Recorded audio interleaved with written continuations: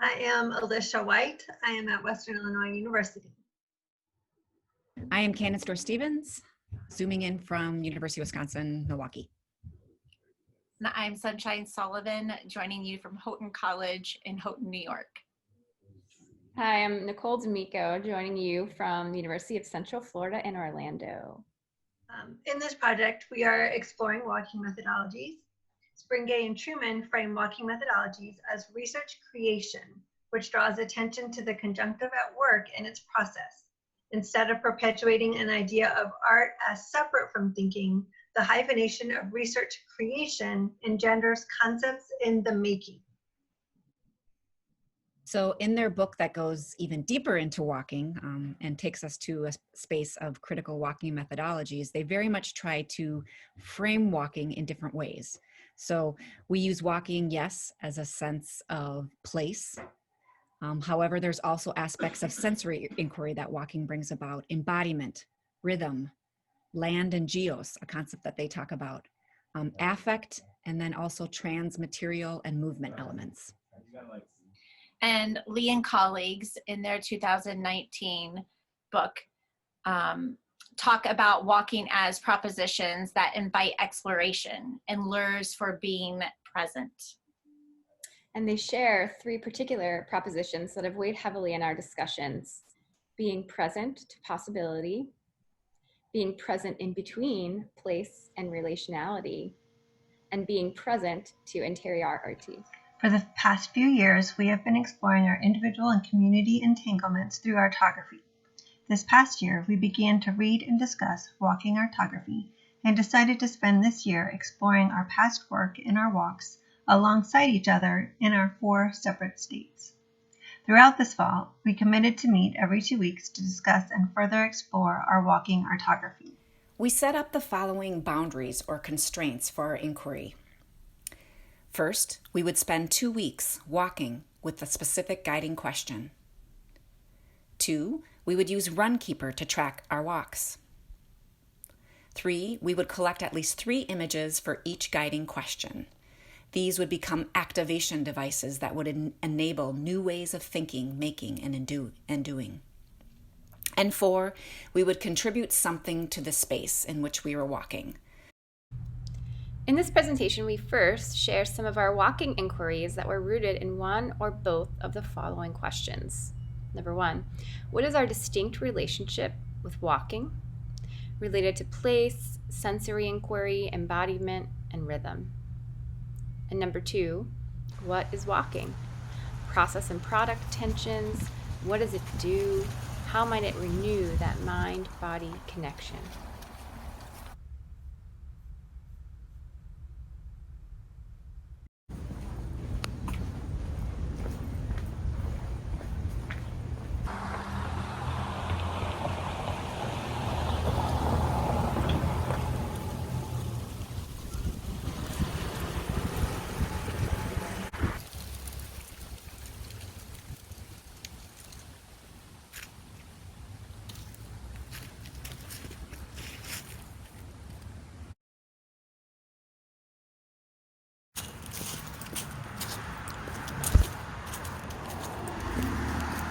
Our leisure walking usually consists of walking to and walking around the square, playing Harry Potter. As we play Harry Potter, we stop now and then and get things in the game and then keep walking. We have little free libraries in Macomb. This is the one that is by the library. We also have one at Western Illinois University by the English department, and we have one by the YWCA. This is my favorite Greek restaurant, Millie's, and our coffee shop. We have our local comic and collectibles shop. We also have our local gaming store. Stores, this is my favorite place to go to get books.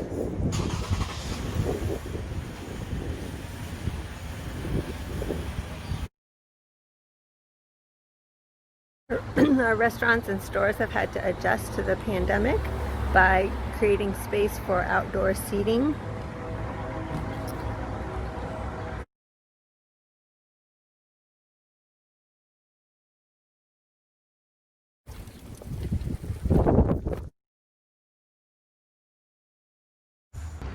One of my favorite things about living in a small town in the Midwest is that we have a gorgeous historical courthouse that is still our running courthouse. This is where I came to vote.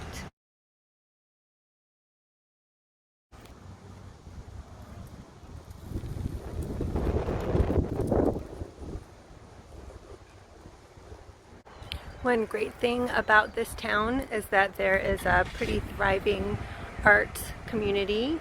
This is the Macomb Art Center, which is one of the regional art centers. And one thing that's interesting about this building is that it's in the old Woolworth building. And it is in honor of the suffragettes who were from Macomb. And so in the statue, we have a woman with a child, and it says, "Facing the storm, we honor all women who take action to better the lives of others. Special recognition is given to the pioneering women born in the 1800s for their early social activism." At Old Dairy, we have a mural that was part of a public art project. And one of the things that Macomb is very proud of, these are all historical figures that have a connection to Macomb, either from being from here originally or living here at one point. Within this mural, we have C.T. Vivian, who has recently passed, and many in Macomb were very saddened by his loss.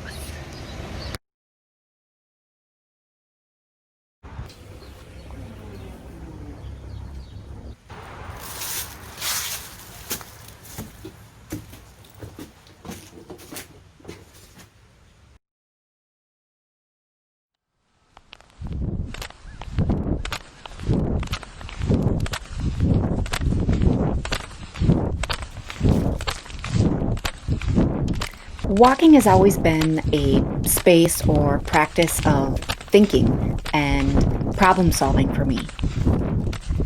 Some researchers even say that walking is a disciplined method of inquiry, a form of research that goes beyond the logics of representation, a process that actually frees us from writing and the limits of words. So in that way, it would be a method that anchors us in our body and in place, a form of embodiment and emplacement. Although embodiment approaches in general have so many multi-sensorial benefits, I found that my own methods of walking were actually relying too heavily on the visual and on static methods. In many ways, I felt like I had muted the movement of walking and, in the end, silenced the body.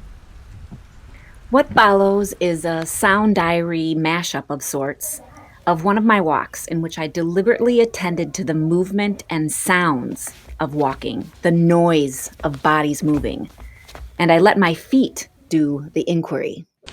It's so nice out.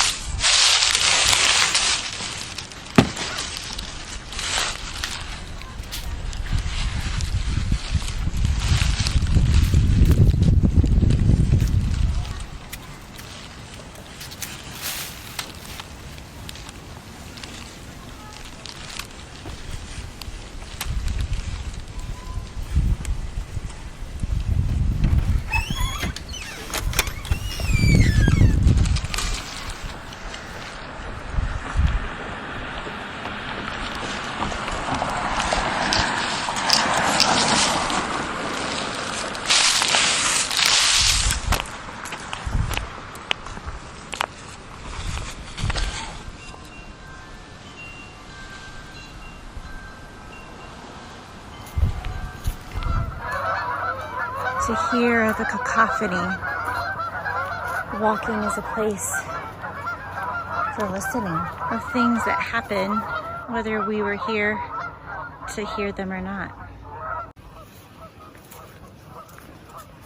A place for listening. A space for wondering. An opportunity to be present.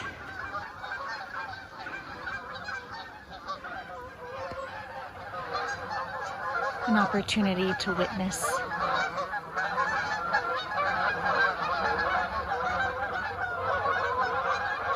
To see with the light and to see the light.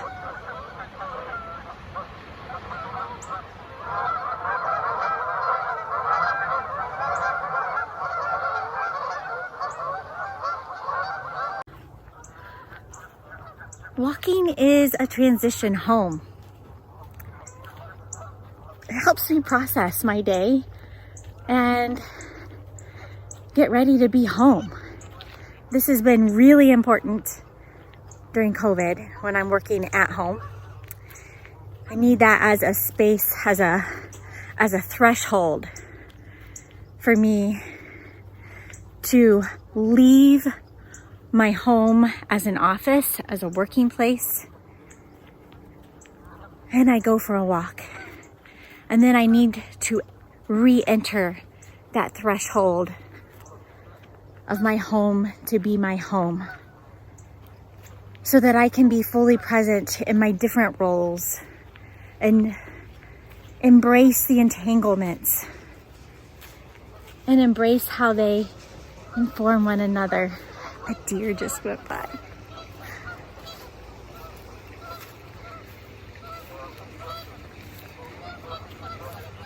Walking is a practice that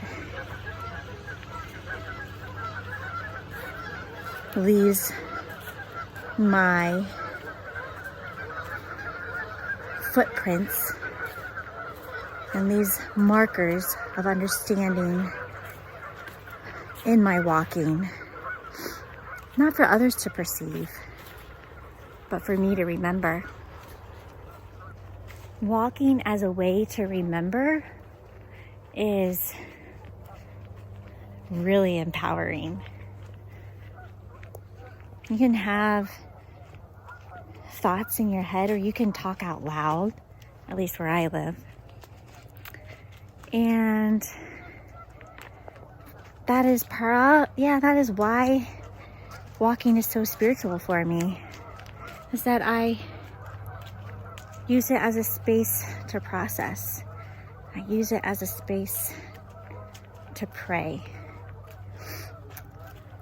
That is part of my listening for understanding and part of my looking and seeing and perceiving. Hey Mina, what does it mean to walk? What? What do you like about walking?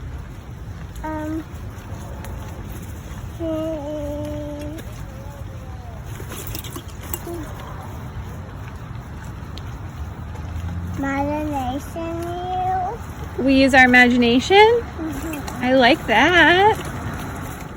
When we go for a walk, how do you feel? Happy. You feel happy? Why do you feel happy on a walk? Because I like to see trees. You like to see trees? Walking has, the last few weeks, become something that allows me to notice my surroundings, tune in with my body, also just feel like I'm part of a community. This is my neighborhood. And saying hi to folks, recognizing them, recognizing animals and pets, taking my daughter on a walk and having her point things out. The idea of noticing and listening to people cutting their grass, to conversations happening, to the leaves rustling on a windy day, noticing how it feels when the wind blows through your hair. Walking for the sake of walking, not just to go someplace, not just to get some exercise, to allow the familiar, my neighborhood, to become unfamiliar, to notice things I hadn't noticed before.